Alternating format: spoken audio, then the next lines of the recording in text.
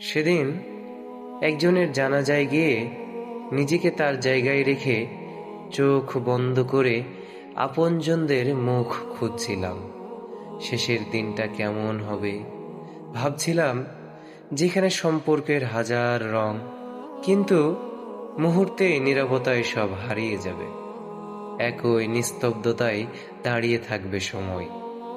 কল্পনায় দেখি কজন আপন স্বজন খুব কাঁদছে, মেনে নেয়া তাদের জন্য অসম্ভবের মতো। কেউ চোখের পানি মুছে বাস্তবতা মেনে নিচ্ছে।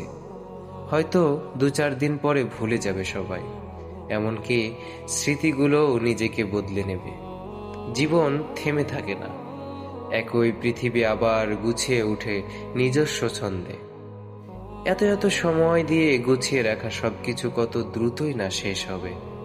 আগলে রাখা কত সম্পর্ক, সুসম্পর্ক থেমে যাবে নিমিষেই।